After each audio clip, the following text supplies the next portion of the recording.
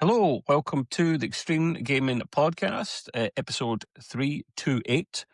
I am Trev as always. I'm joined by Grey Gamer and Mr. Matt Man, as we're obliged to call him now, the Matt Man. Matt, it's been a minute, man. How the hell are you? And have you completed 10 million demo stroke simulator games by now for us? I've done a few. I've managed to do a few. There's still quite a few to do. I've done 3. I'm going to talk about one of them. The other, I'm actually surprised they keep coming out. As soon as I think there's no more simulator that could possibly come out, they keep on putting them out. Mm-hmm.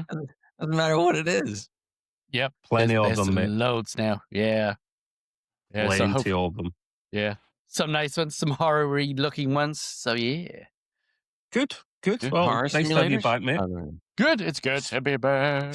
Speaking of horrors and scary men, Grey Gamer, Mr. Grey Gamer, how the hell are you? What's happening? I'm good. I got more gray hair now. Oh no, I always have that. Have you? Oh, I've only ever known you have grey. What was your nickname when you were younger then? Before Grey Gamer, was it just like normal gamer or something? Young gamer.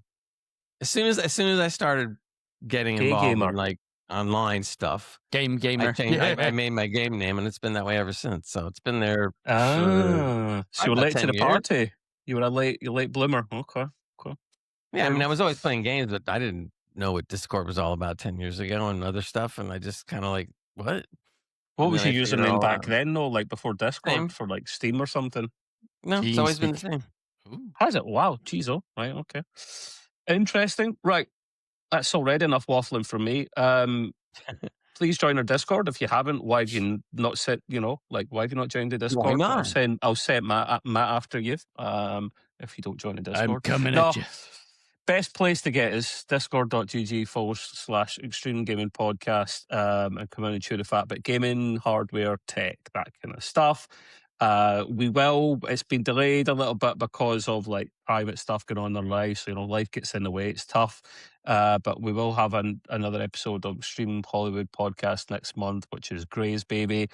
Not to be confused with Gray's Green Room, but he finally realised that it was not all about Gray. And he couldn't title something after himself, the big-headed idiot that he is. So, it's Extreme Hollywood. Green Room, man. That's the whole... to play off our own podcast, and we talk everything about entertainment, movie reviews, TV programs, moans about Hollywood and latest shenanigans going on there. So, yeah. And I will start off with some tech news, some hardware tech news.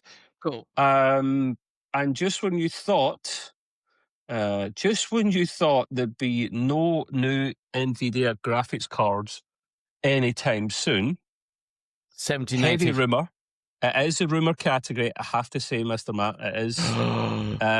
But, I believe it for what it's worth. The RTX 5060 Ti and RTX 5060 with 9 gig of GDDR7 memory will launch in May or June. Now, for those that don't remember, that's 1 extra gig. They actually had 8 those cards.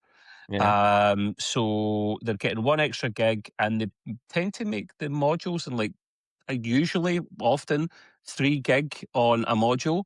So I don't know, this is going to really throw that one a spanner in the works. But I'm really, is there a category? Is there a market for the lower or higher, low mid range? Or low range, if you like, of this kind of card. I don't think there's a market for it, guys. With 1 extra gig, can you guys see a market for someone to buy something like this? They did 9 probably because they were afraid to do 10 and would have cost too much. So they just put 9 in it just to be different. I don't know. With the prices of cards going through the roof, it depends on what they're selling it for. I mean, if it's cheap enough, maybe. Well, that's the thing. Like, no rumor, no hint of price or anything at the moment. It does say, however, the 1 gig of extra memory is at the expense of bandwidth, which is never a great thing. So the take off with one hand and the give off with the other, or should I say the other way around? But yeah, as it says here, compared to traditional 2 gig modules, a single 3 gig GDDR module can increase VRAM capacity by 50%. But the way they've got it set up now, there's actually less bandwidth on it, although more VRAM is kind of useful for folk, considering that, what did we say the minimum for VRAM in a card should be these days? 12? 16? 12, yeah. 12, Even yeah. 12's not getting to be not the minimum anymore, but at least 12. Yeah, I mean, if you're gaming in the high end, you need minimum of 16, if not more, because like with the 5090 I've got, I can't even get close to maxing the VRAM. You just see the indicator, and I'm lucky if I get halfway. I mean, that has 32 gig. It's nuts. No one needs 32 gig. Yeah, But they if do. you've I got do. like, I'll have it. oh well, you want all the gigs. I do. You're still part of Oh, the peasant club, Matt. What's going on here, Matt? Yeah. Still got the old 5080. Is it 5080? The 5080. old peasant 5080? loyal. Oh, Yeah, you know. Matt keeping Yeah. the torch alive for everyone. Yeah. I just Well, do I it will- for all I- the I other will gamers out there that can't afford like myself. You know, Represent. not because that's it. Yeah. Later in the pod, I have a story I'll talk about where maybe you won't need more than 8 or 9 or 10 gigs of RAM, but we'll get into that. VRAM, that is. Okay. I look forward to getting to that. Always like to hear about new hardware. So yeah, it's not quite the cards we were maybe expecting rumor wise, but maybe a stopgap now until their 6000 series, which probably be next year. I can't see them doing any supers this year. So yeah, little quick bit of news to kick off there. I want to go to something also NVIDIA related, but a little bit more interesting. And that's NVIDIA N1 laptops. Have any of you guys heard of the NVIDIA N1 laptops? Does it ring a bell? Nah. Was not there to one me. on Games Tech show last year? All Yeah, I I know is think they're it was, coming out with. actually. Yeah. They said they're coming Yeah, out I with think their I own said chips. something That's about the it. only thing I know. Right. I was reading this in several locations, but one of them is don't use the link that was in notes because it's wrong. Is Digital Foundry. It's titled NVIDIA is making laptops now. The N1 stroke or slash N1X leak shows 128 gigabyte monster derived from their DGX Spark desktop AI workhorse. Now this thing looks a bit of a beast. Obviously, they're not announcing any next gen graphics cards anytime soon, apart from that little humdinger of a card I just mentioned there. But convincing leaks, not my words, convincing leaks over the past few days suggest that new hardware is very still much on the way with the N1 chips. And you take it with a pinch of salt because it's the Chinese equivalent of Facebook Marketplace. It's called Goofish. Partner like currency. Is that real? Is that for real? Yeah, I'm not minding you up, man. Goofish? Goofish is in gooey, goofish, yeah. Okay. Shows an engineering motherboard thought to be the basis of a high-level laptop design that could offer an alternative to the traditional 86 processors that are found in most Windows laptops and PCs. So something completely different, which is never a bad thing. It shows a laptop-shaped motherboard with an NVIDIA branded chip in the center, flanked by an impressive, flanked even, flanked, what the hell? Flanked by an impressive 120 So that goo. gigabytes of shared LPDDR5X memory. 128 gig. Oh my, even if it's shared memory, that's bonkers. Even last year, that much RAM would have, you'd maybe expected a high-end, high-level professional laptop. And considering the price rise for RAM at the moment, it's a bit more astonishing, really, all this. But that's the amount of RAM that you see on this thing. So yeah, it might be another AI type workhorse, to be honest with you. It links up with NVIDIA's acknowledgement earlier this year, apparently, Ray. It was working with MediaTek on a low power but high performance ARM chipset. So that's why it's not 86, which comes in the N1 and faster N1X varieties. The processor, let's say, is coming from basically their DGX Spark system, which is their big fancy AI system that's at £4,000, basically a little mini PC. I, for one, wouldn't get this because it's not for me. It's like I have no use for it. But I like competition, like moving into ARM chipsets is a good alternative so that we're not stuck in the same type of architecture all the time. I take it you boys wouldn't buy this, but you're like me, you find it cool at the same time that there's new tech coming out. Are they saying a price? Or they No, don't know I was yet? going to say no that. chance, yeah, mate. yeah, No.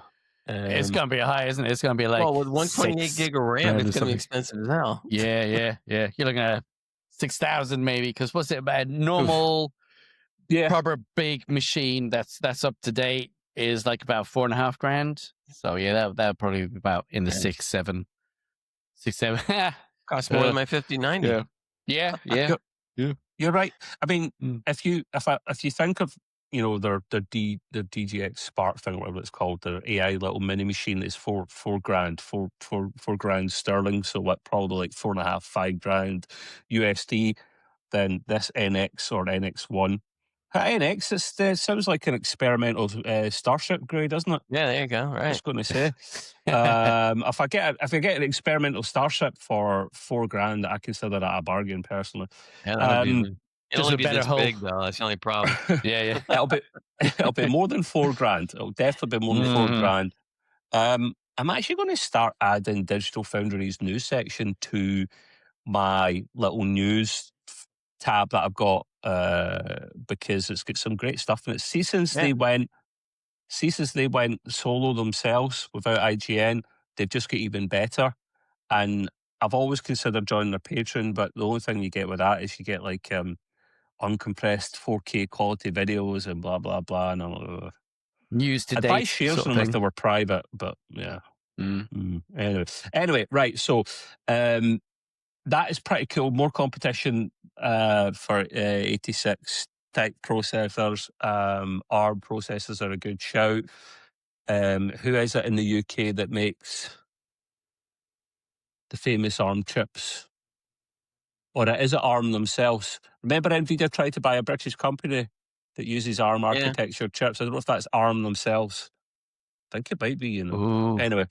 So yeah, like to see that. The next thing is something that Mr. Hans will be available of. He's not available this week. Kind of family, real life stuff's got in the way, as I said before. That's why sometimes we're a bit missing a little bit.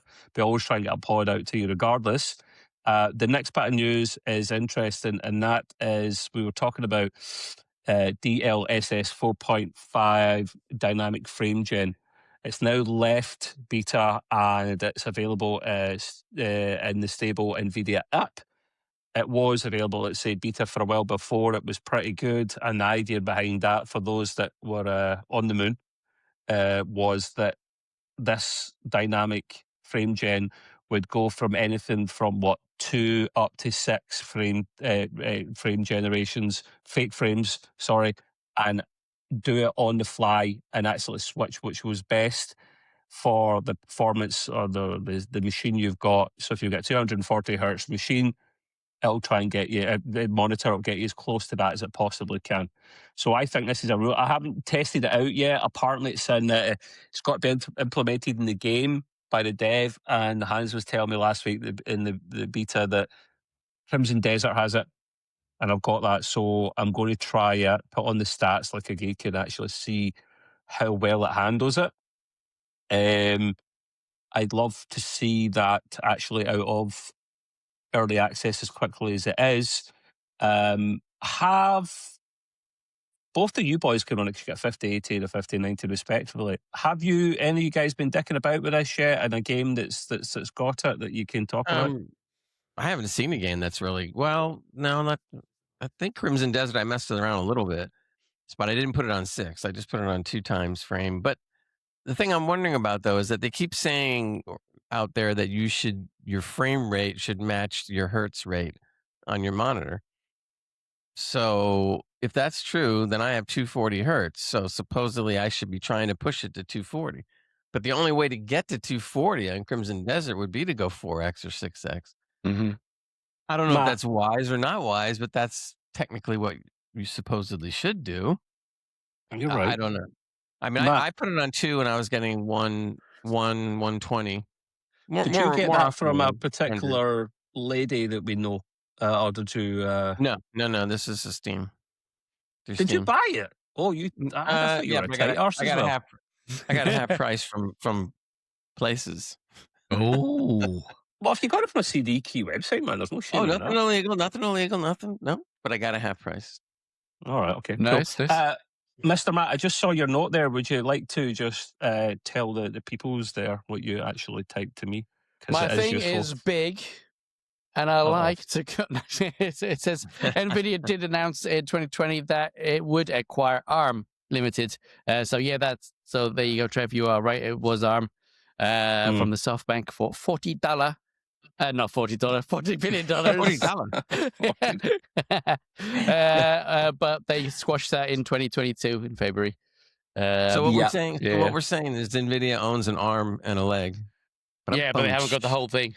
Oh, jeez. Yeah, they're a limb above That's the rest. everyone unsubscribed. Yeah.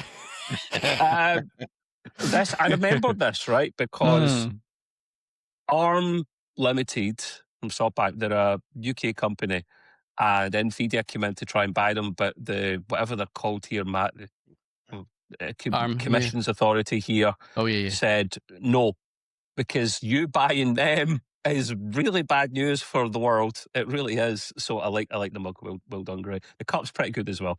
But it was kiboshed. The whole deal was kiboshed, and it's probably a good thing it was, because NVIDIA would be, I mean, they're already unstoppable, but they would be well ahead of the competition by now if they'd been in that place. So yes. On that same subject, I got to ask you a question, since you're in the UK and I'm over here. I've been noticing that the so-called antitrust laws that we have here, and you guys do too, I'm still seeing what's the limit on the size anymore of antitrust. See, here it used to be once you got to a certain size, you're risking antitrust, but now it seems like all that's been lax, and now let's just say the size used to be X big, and now it's like 3X big, and they still aren't doing anything. They're still not saying antitrust. Great. So you're asking Matt and I this. I mean, look at these faces. Do these look like faces that would know an answer to a question like that? No, but thinking I'm smart or intelligent or something. I agree, Captain. I find this illogical. Now, the point I was making is that over here, what gets me sick is that they sit there and just keep on growing these gigantic conglomerates, and they never once do anything about antitrust. The larger the conglomerates get, because essentially it becomes fewer, they just bigger. The more is softer worse for us, because the competition is like there's none. They have everything wrapped up. I mean, NVIDIA, they call it over here, I don't know if they call it the same over there, but over here it's the League of Seven, or the seven, whatever, I forget. The seven fists. Basically 7 large companies. Is Homelander at the top of that, is he? Yeah, that seems like it, right? But it's NVIDIA, Intel, AMD, a couple others. And basically that they just, essentially what they do is they just pass money between the companies. Like, I'll buy those, great, if you buy some of mine. Oh, okay. And that's all they do. And it just goes round and round, and nobody does anything about America is the capital of the monies in the world, which is both a good thing and a bad thing, mate. So the American dream is go there and you can do whatever you want with yourself. But that's went down the pan now. That doesn't exist anymore. Not anymore. You can do a lot of things, yes, but when you get to the point where you get to a certain size, it gets very strange. Just put it that way. But like I say, money talks and BS walks. So I don't know. Here's a bit of homework for the listeners, stroke viewers. If you've got time and you're sad enough and you don't care and you're into this kind of thing, and maybe you know a bit about politics or business politics, then you can maybe tell us the reason for it. Just add us in the notes and tell us what's going on, because I really don't know. I mean, someone can give an answer. I'm not trying to get political, but I'm putting it in terms of what we like in our and what we care about in our industry, PCs and extra. All that has a bearing on the stuff that we like in our hobby, and it's getting to the point where only a few companies control what we would like to do. And that gets gets to be kind of a pain. I mean, we see it happening. It's still happening. It's going to keep on happening. But we just kind of roll true. along with it. I mean, look at our hobby. What we said the last 2 or 3 weeks, our hobby's going down the drain. Because, I mean, after we've gotten the 5090s and what we have right here, we're not planning on doing anything to our computers for like years. Yeah. Because it's just either too expensive or whatever. Plus, everything will be replaced by AI anyway, like I was saying. But I'm not saying that in a bad way. It is what it is. Yeah. But I just don't like seeing our hobby get decimated because we have to depend on the big guys, or whatever. Very expensive hobby, to be fair. Yeah, but we can do that. Getting into it. Yeah, That's why we're on the street with a cup. Yep. We've got other things. plenty of organs. It's fine. Plenty of organs. Yeah. Well, I've run out. That's hands, to be fair. So as I was saying before, side tangent, but that's kind of our gig. The multi-frame gen thing's out at the moment. I was reading a little bit more about it. Up to 6-time multi-frame gen. When I spoke to Hans about this, I was like, he said it's just ridiculous at that level. It's not required. Yeah. The latency wouldn't be great at all either. But the 50 series cars can see up to 35% higher 4K performance in path trace games when moving from 4 to 6-time frame gen. But the latency, man, you put that on for maybe single player games at a push. If you believe NVIDIA, supposedly 4.5, but more 5.0 when it comes out, is supposed to reduce the latency so you can go to 6x. Supposedly, we'll see. Yeah, it reduces it, but it doesn't. I don't think it would eliminate it. But you basically don't play first person shooter games with that kind of. You don't play FPS games with that, even with the latency reflex, whatever it's called. Apparently, other bits and bobs as well. DLSS features, including super resolution. I don't know about that one as much, to be honest with you. And also, there is a beta for automatic shader compilation. This one's kind of cool because you never see it in consoles that I'm aware of, but you always feckin' see it in PCs. And I wish someone could tell me why. Rebuilds DirectX 12 shaders while your system is idle, reducing the frequency of game runtime compilation after driver updates, which means basically it's sorted for Greg because he's shown us away in his computer all the time, doesn't turn it off because electricity is peanuts over in Florida, clearly. Actually, I did notice though I think it was on Crimson Desert, but the compiling shaders actually went much faster than usual. I was because it's doing it in the background just afterwards. So that's the way it should be. I guess there's something. No, I mean I actually saw the progress bar going. I'm sitting there going like, oh, I got to sit through this, and it went pretty fast. I was like, oh, all right, that's cool. Yeah, they brought that into on Star Citizen as well. These shader bloody optimizations as well. I'm just seeing the bar and it's like so blooming long. So I'm just like, But I think it's funny you mentioned Star Citizen because that happens that way in Elite Dangerous too. When if an update comes, the shaders take a while before they like me. And stuff. That's so annoying. As bad as the old loading screens we used to have years ago. You sit there and go like, when's the game start? That's it. Yeah, go off, have a cup of tea, have dinner, come back. Yeah. Does anyone know why it does that? Like the shader compilation. I think it's why is console not have it, or it does it but you can't see it? I think it does, but you can't see it. Where in the PC, it was normally something that was already there, but it took too much space. And so they're trying to keep that space down. So what can they do? Oh, add that afterwards, sort of thing, then to do it. Yeah. That's annoying, man. That's annoying. Right, okay. Right. Anything that speeds things up for us a little bit is a good thing. Yeah. So even though you have to wait for 80 to me. Yeah. The last bit of news I've got is a super geeky. So for those that don't love the hardware stuff, I apologize in advance. Switch off for a few moments, but come back because Matt's going to strip naked for you in 5 minutes. So, all our fans love this stuff, even if they don't understand it. Listen, I know there's some ultra technical stuff in here. I tend to not talk about it for too long because it gets a bit much. I like to just chew the fat in general with you boys. But the last and the next article story I've got. And I get this from following people online, including a very, very attractive YouTube lady who used to be a chip maker in Grey Nose. And Apple could unveil its sub 1 nanometer chips in a few years as TCMC. I got that right this time, boys, because it's right in front of me. TSMC. Said to fire up trial production in 2029. Now, to fill in the gaps, they've not long got a 2 nanometer process set up, and in fact that might not even be set up or completed yet. It might be very, very soon if it's not already in production. These things take years to actually get up to scratch, and then when they start making the wafers, there's always duds at the start until they refine the process. So very expensive process for them to do this.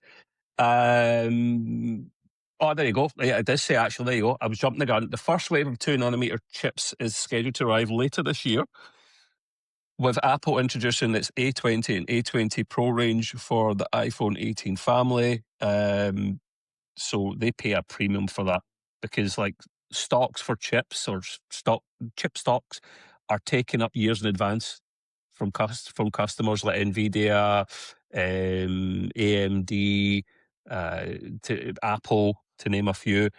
And there's not enough capacity at the moment to make all these things, especially with the AI boom, it's just taking everything. So after 2 nanometer, I think there's a 1.8 maybe by TCMC, and I think Intel have got a 2 nanometer coming out maybe before this year, before TCMC or TSMC. It's right in front of me. How did I still get it wrong? TCMC.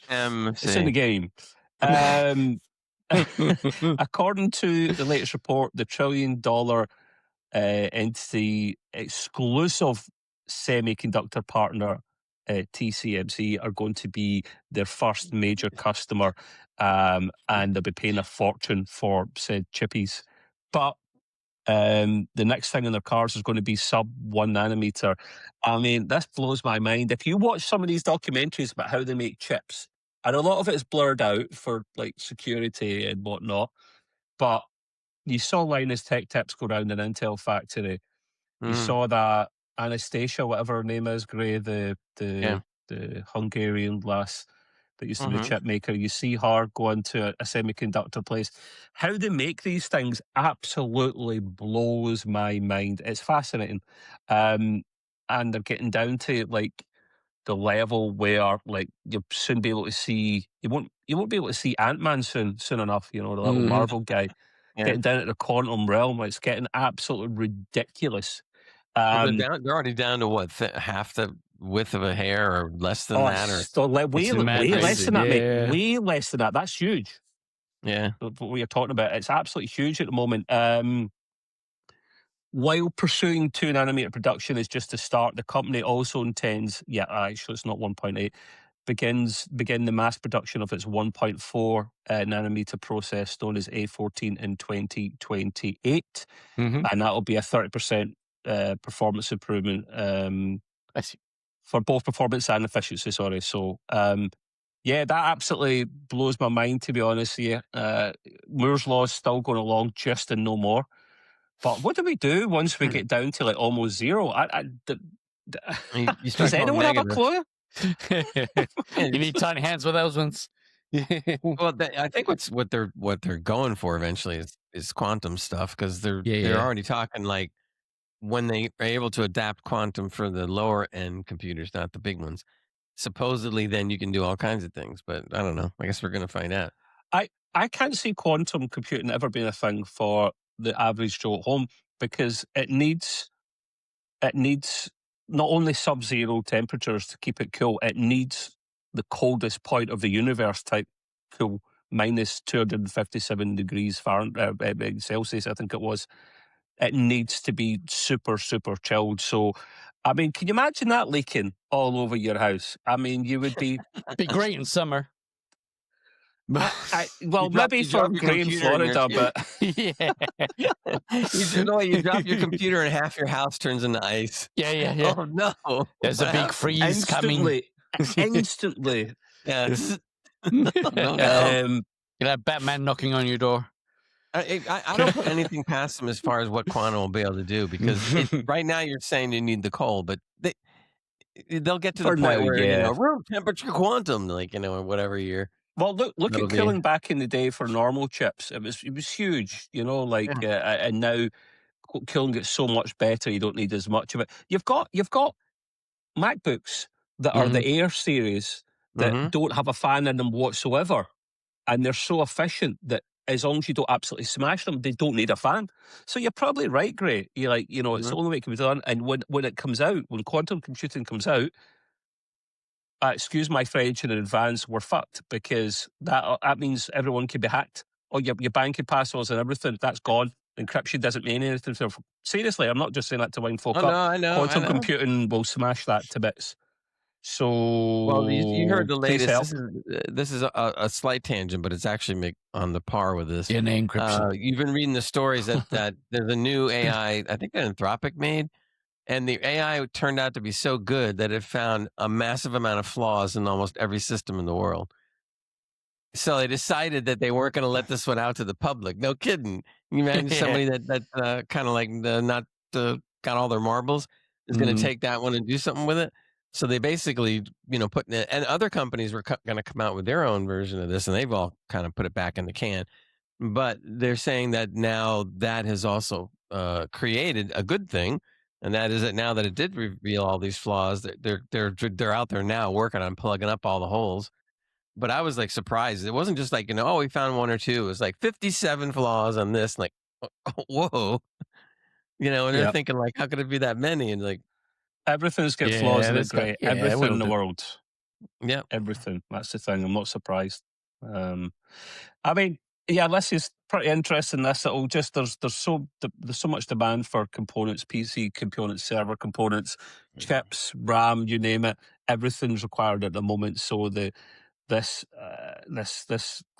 call it lithography, when they use like UV light to actually burn designs into the silicon, into the sand basically, and make these tiny little designs. If you see what these lithology machines actually, lithography, TSMC. it's in the game.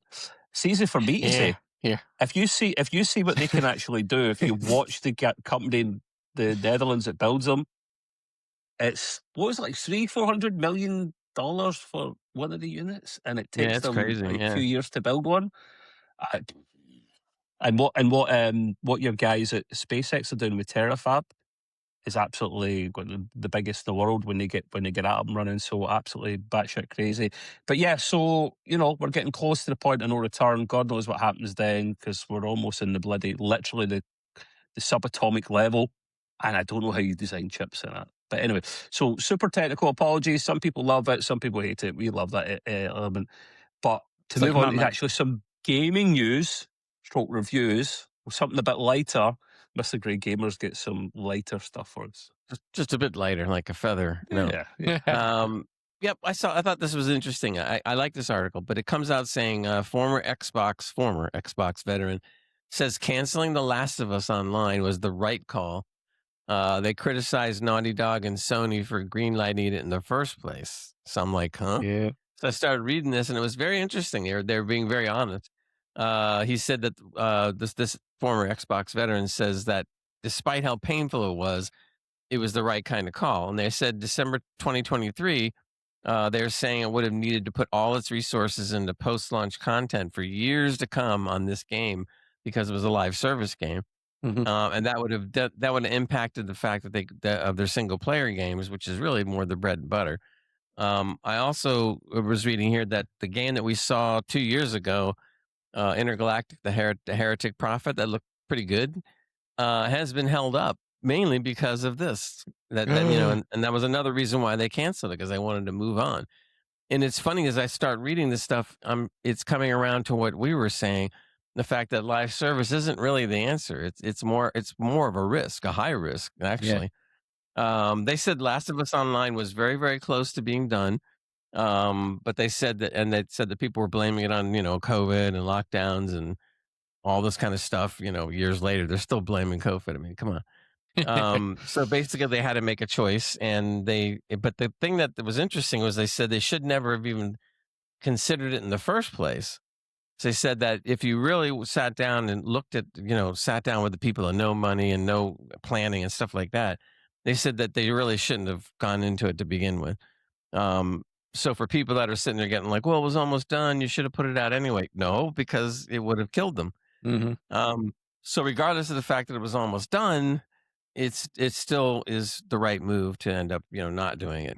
So now we're starting to come around, we're trying to make full circle here, coming back to where we like games to be, and that is a lot of the single player game, or maybe multiplayer that you play with your friends, but not beyond that.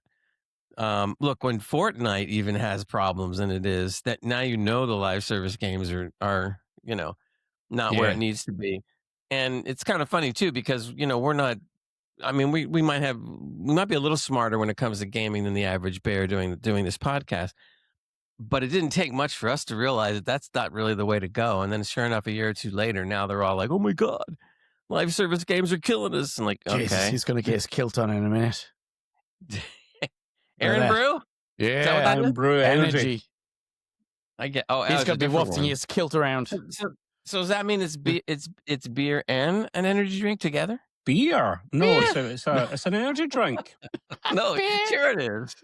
It's an energy drink, man. It's just Aaron Brew, They put a little Guinness in there, and then they just mix it up. Guinness? No, you've got the wrong guy. That's Matt. Oh, okay. Ours is Buckfast. Anyway, they were saying that live service these days are getting to be brutal. No kidding. When you're trying to put a game out like that. So now because they did cancel, they're going to put their energies back into where they think it should be, and that's back into the single player games. And we see the difference already. The companies that are doing single player or the most multiplayer are actually benefiting. There are games out there that people really clue in on and want to play. They just released a game recently called Pragmata. Yeah, that sci-fi game, and I've seen some trailers and stuff on it from before. It did look good, but the reviews have been great, and on Steam they've been excellent. And they said, and that's a single player, and stuff. And I think we're going to benefit because people have, what comes around goes around kind of thing. So we're going to start benefiting from the fact that they're trying to get back to the roots of doing these type of games or single player games that we want to play. Yep. But they had to sit there and go through the garbage that we told them wasn't going to work, so they could lose money and go bananas and fire people, and then go, oh, maybe that wasn't the thing we should have done. Don't get me wrong. You should have. I think every major developer or studio needs one, especially if you're one of the top boys, needs one live service game in their catalog to generate ongoing money. But I don't think they do, just from the simple reason of what's happening. No, they now. don't. They don't. But I think, hey, listen, it's Capcom. Capcom are brilliant. I was going to ask you guys who your favorite developer / publisher is, and for me, it's Capcom. Because they make brilliant games and they make my favorite franchise, which is Resident Evil. So they just don't make bad games. They make stunning games. Even their Street Fighter games are stunning as well. So their Monster Hunter games, not my cup of tea, but they look stunning as well. So who are your boys' favorite devs? You have a favorite? And Ubisoft is probably yours, Gray, no doubt. No, not anymore. You not get shares in the company, He's moving to EA now. Yeah, I'm gonna be. Yeah, that's what I'm doing. EA who? yeah. I just Ubisoft is, unless Tencent does something wonderful with the IP that they took over, I don't see anything good happening out of that whole thing. I'm really impressed with all the new stuff we see, not just Expedition 33, but we're seeing different things coming out. So who's your favorite then? You're beating around the bush. I don't think there is a favorite anymore. I could have said Ubisoft years ago, and that would have been fine. I forgot the developers of the God of War games, and Santa Monica, right, and also Mass Effect, and but see, I'm going back though now, so all those have fell by the wayside. When you used to sit there and think, Bethesda, and you think of several other companies, you always knew that there was going to be a good quality game coming out. Now it's kind of like you hear the name and it's like it's going to come out and be crap. I mean, so it's just it's too bad. But that's what's happening. I mean, like the recent game was Starfield. I mean, just because you came out with more DLC doesn't come back from the fact that the game was supposed to be like that to begin with. They promised all that stuff, And then a year and a half, 2 years later, oh, now it's got everything that we promised you 2 years ago. Really? And on top of that, it still looks like crap. The characters don't change. They still look ugly. They still, look like they're cross-eyed or something half the time. I don't know. I just don't understand it. That's why we have AISS. Oh, excuse me, DLSS5. So when it starts applying the AI, we won't care. it'll just make it look better. Mr. Matt, do you have a favorite dev?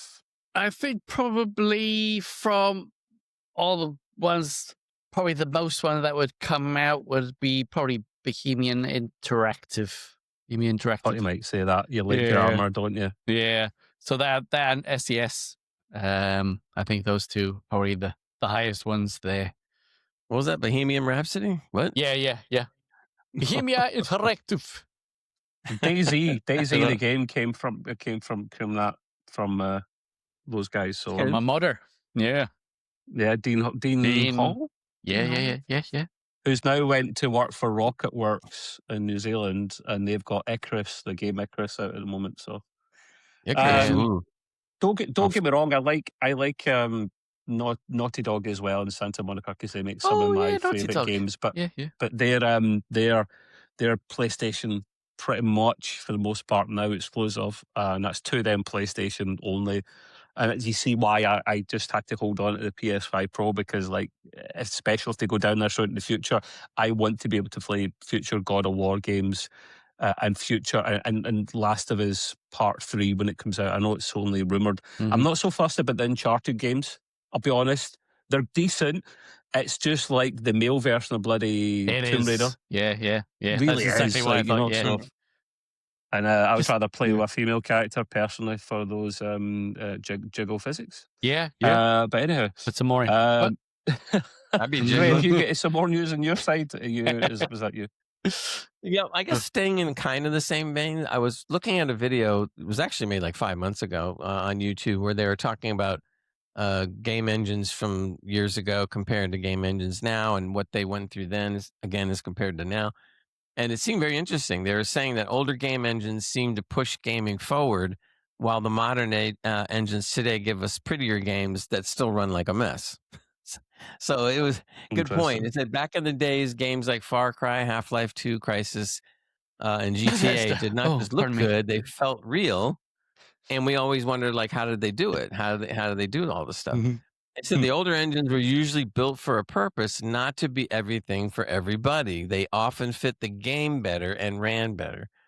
So they would create something that would make their game look great or make their game run well, instead of something that's a blanketing kind of thing. Half-Life 2 gets held up as an example of smart engineering. Physics, lighting, animation, all that stuff worked together in a way that felt next level at the time, which is true. That was good. Yeah. CryEngine got a lot of praise too, because it helped make huge, beautiful environments. And the old story that I know is kind of faded is, will it run on Crysis? Your computer. But there's a point that came from this, because the engine was built to make those games look great.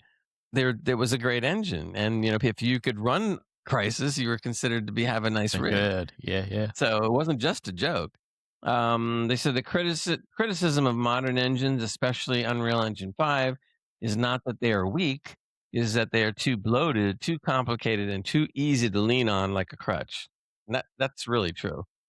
Some of the footage I was seeing in the video was unbelievable. There were some scenes of the old Far Cry compared to some scenes of the game today that looked at least as good, probably better on the older ones. And they had less to work with. So they were able to sit there and really push the envelope. Now it's kind of like, oh, just throw Unreal Engine on there and we can do whatever, even if it comes out buggy. Everybody acts shocked when the game launches with stutter, hitching, and performance problems today. Industry has drifted away from hardcore engineering and more towards plug-and-play development, where developers are sometimes more like engine users than engine problem solvers, which I think is very true. And then I kind of thought about it, and I said, well, will AI fill those gaps? Or will AI increase laziness, and thus creating shitty technical games? So in other words, if you have a shit technical game, you'll be able to put an AI overlay on it and say, look, we did. I'm not knocking it. I mean, if it can do that and it still looks good and you have fun in the end, that's wonderful. But it's just, it really speaks to the laziness, like we were talking about. I mean, how much lazier can you get, to build a game? I mean, the thing with Unreal Engine 5, right, is the popular choice for a lot of people because it is pretty good at what it does, to be fair. However, it's far from perfect. It runs best on PCs. On consoles, it can be a little bit funny, lack of power, and also as well, Unreal Engine 5 is not suited for all types of games. Like big, massive open world type games certainly used to be a problem for it. Don't know if they get much better. In the meantime, it doesn't suit every style of game. Just like the id Tech engine that Doom is used for, that only suits certain types of games as well. It's suited for fast-paced games, a lot of particle effects. It's got path tracing built into the engine, so it wouldn't be suitable for certain games, probably open world games. So you have to pick the engine that's right for you and not just pick the top dog just because everyone else does. I mean, it's maybe aimed at a lot of indie developers because, like, it's free for them, isn't it? It's when you start selling so many copies, like 1 million or 2 copies of a game, then you start paying money towards it. Short of that, it's free. It's new starter friendly, that's for sure. Yeah. Well, so the tutorials are very outdated. Why isn't an independent able to do more with Unreal Engine 5 than a larger company? Obviously, they keep it simple a lot of the time. That's why. And more love. Yeah, that is that might sound funny, but that's true. And the guy ended the article saying the gaming industry is too comfortable depending on giant one-size-fits-all engines instead of building tech that truly fits the game. And you made a good example when you said id, because when they use their id engine and they build Doom, it's for that game.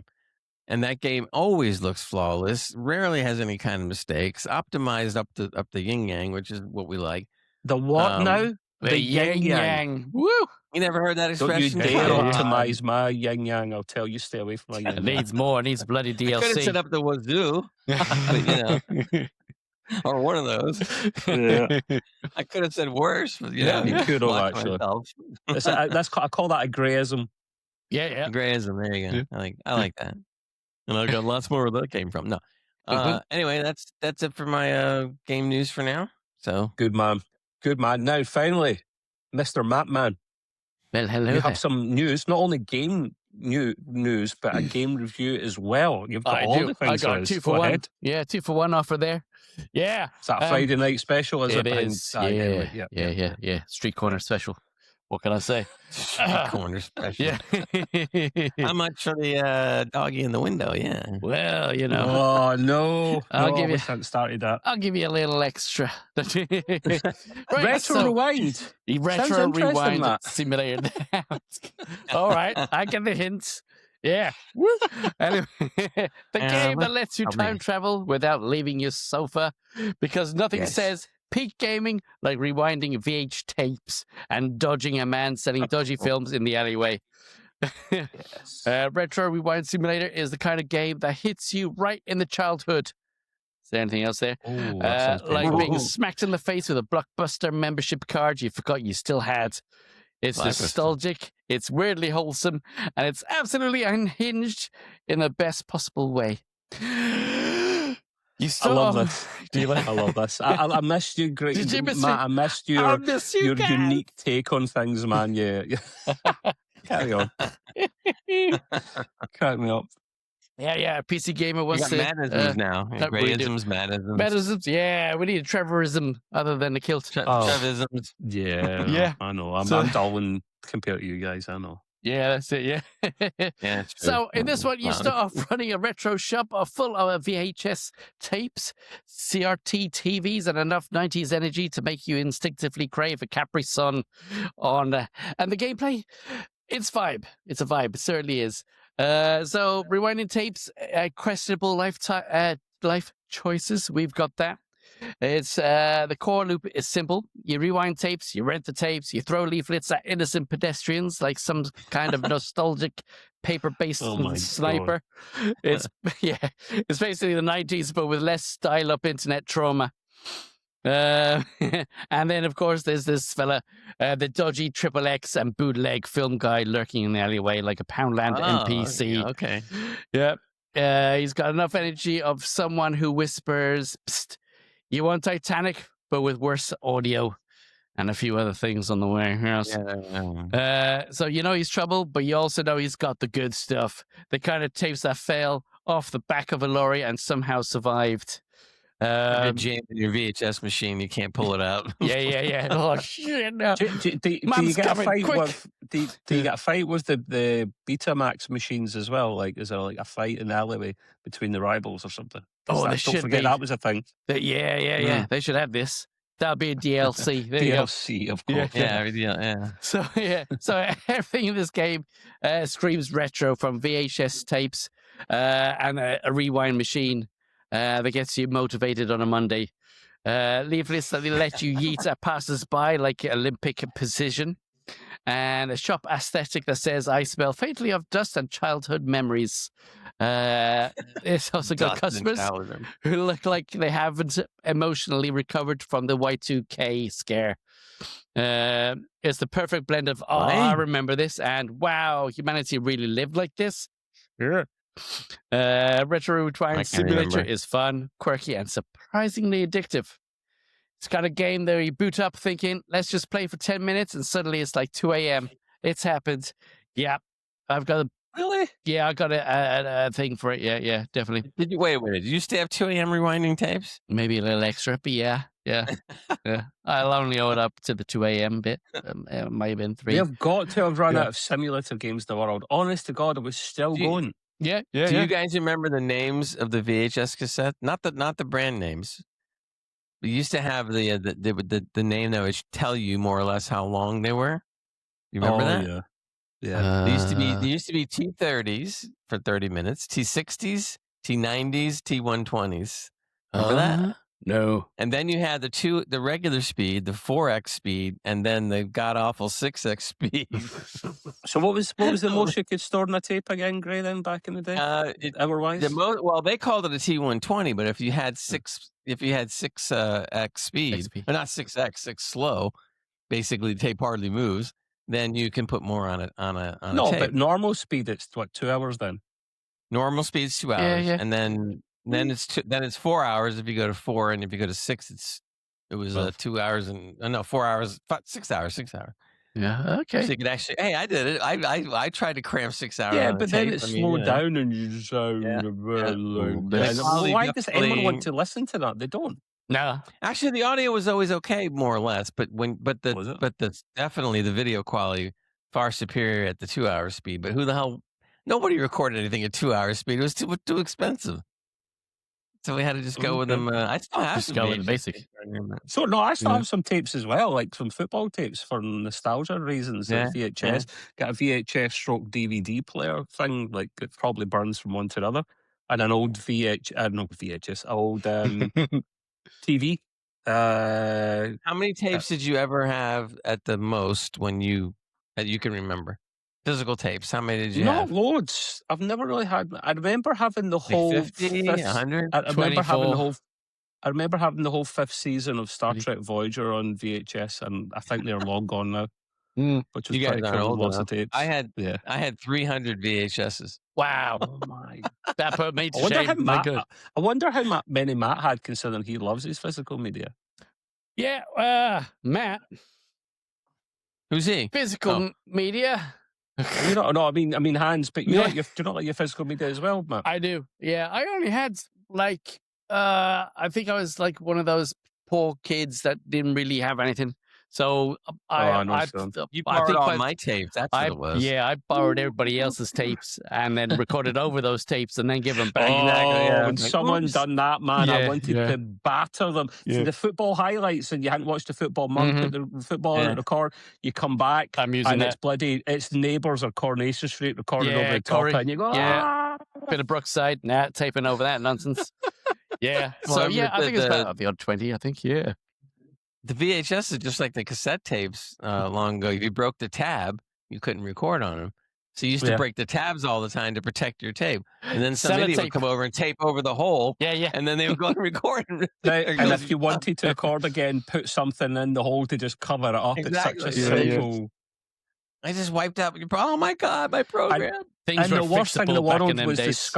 the scummy people that didn't rewind the tapes from Oh, Blockbuster the when you went bastards. and get them. Mm-hmm. Yeah. Honestly, yeah. like, why didn't it just use a machine of like format for a simulator game where you could just like put it in Yeah, stick and it in. rewind Whoop. everyone by default? Yeah, yeah. Honestly, So in that game you disgusting. played, Matt, was there like achievements? Yeah, there was. Yes. Like Plenty of what? achievements. Oh gosh, let me get them up now because The I got to have a fastest tape rewind achievement. I think it was the most leaflets thrown, buying Why are you questionable throwing VHSs. leaflets, man? Why are you throwing leaflets, Matt? Because I don't get it. it's your And the store. 4 TV commercials. Oh, your store. Yeah. So you have to right. you go around this like little square. It's a small square, and And people that go you think past you that's just go. bad? "Whoop." They used to dress up in outfits and go on the street and just wave at cars. Like, Yeah, we didn't have that. We just had banners and little blooming. Yeah, What was it? yeah. Just that was it. I think. Yeah, we didn't have those. The sign flippers, things like that. yeah, the guys just spin them around all the time, doing Yeah. tricks with them and stuff. That's it. Yeah, Cool. But this, were the days. yeah, definitely. Yeah, so this one is absolutely fantastic. It's great fun to play. So if you got it, play it. If not, there's a demo. Get it. Try it out. How much is it? Bloody How much is it on gorgeous. Steam? It is. $5. Yeah. Retro. Is it? Did you play the demo, Matt? So you haven't bought the game, is that right? Yeah. Yeah. Cool. Yeah. It Smart was man. on. Yeah, £16.75.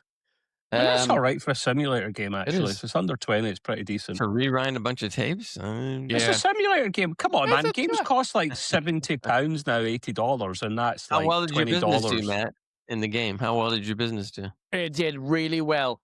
Did it fail? Yeah. Yeah. You know, if I stayed at it, probably yeah.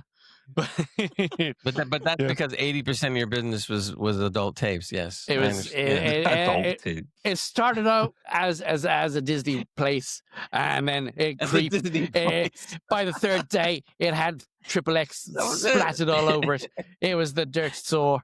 Yeah. Don't you just love those places that used to bring you in the back, right? They had the rooms with the buzzer. I'd like to go look at the tapes in the back. Yeah, no problem. Hold on. Yeah, I know what And you're you chatting Was about. that a thing? Was that a thing? Was it, Gray? You dirty Oh, man. hell I didn't know yeah. that was a thing. Oh, yeah. Oh man, yeah, man.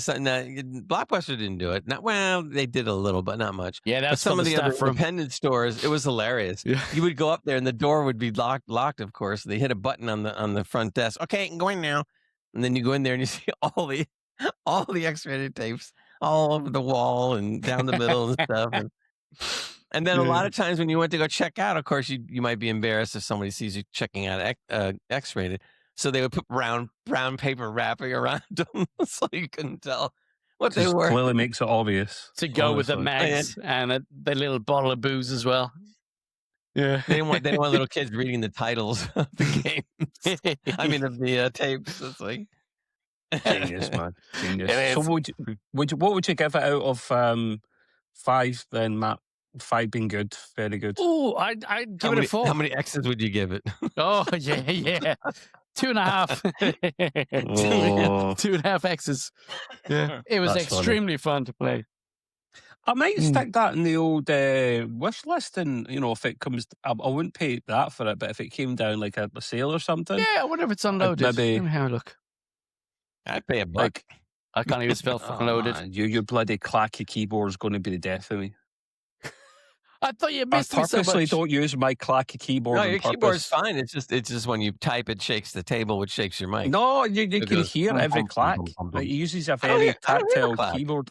I do, yes. I hear the Yeah, thump, my thump. new is kind of, yeah. Thump, thump, thump, thump. You must be Doesn't deaf, mate. matter That's because all I can say. Riverside It takes is. all that crap out, so we're okay. Don't worry. It does. It does. yeah. Right. I believe as well, Mr. Matt, if you're Yep. finished with that, you get some news for us as well. I'd love to hear about Star Wars. What the hell is this all about? Ah, well, yes. He's It's- typing it it's- up now. Hold on. No, wait a minute. I was looking to see if that rewind was on loaded, but it isn't. It is not there at all. Yeah. Okay, next one. Star Wars. A lot of the people who used to work at the store sounded like that too. They did as well, especially afterwards. Yeah. Oh, by the way, its full title is Retro Rewind Video Store Simulator, just to be clear, because Matt didn't have that down. Oh, did I That not? makes a lot more bloody sense. It does, does it? Oh, yeah, that's because you just went on to it and I just went, and carried on. Yeah, it looks good, man. It looks like, it is fun. graphics-wise, it's for a... It's quite hilarious. It is quite funny. Matt, carry on. I only play it if they have the X-rated room in the back, because otherwise, why do it? Oh, you can put it wherever you like. It's brilliant. Yeah. Put it out front. First thing you see when you come the windows. Like, oops. Yeah, and you get like a promotional post. What's the cutouts as well that you can place for promotions? Cool. Yeah, so that'd be quite good. Those cutout cardboard things they used to hang. They used to have the star or a scene from the movie. They were like as tall as you. Yeah, just imagine what the XXX ones were like. Oh boy, yeah. That they didn't do too much. They didn't want to draw the attention. No, right? yeah. They had enough of that on the cover of the tapes or whatever. That's it. Yeah. Oh man. So what'd you play? I never even heard of Star Wars Zero Company. So What's this one is one that's coming out in 2026. There's no dates to it. Zero Company, Star Wars Zero Company for Trev, who might not catch that. Star Wars Zero Company. The XCOM, but make it Star Wars game. We're all pretending we are not hyped about. Right, so gather out, because here we go. The game basically said, what if we took XCOM, slapped a Clone Wars skin on it, and make you emotionally attached to a squad of idiots, like who will absolutely die the moment you look away. More clowns, more chaos, and more opportunities to get your entire squad killed because you misclicked. And who hasn't done that? Who hasn't misclicked on one of these RPG? Yeah. Yeah. Some people save it too often. That's what that is.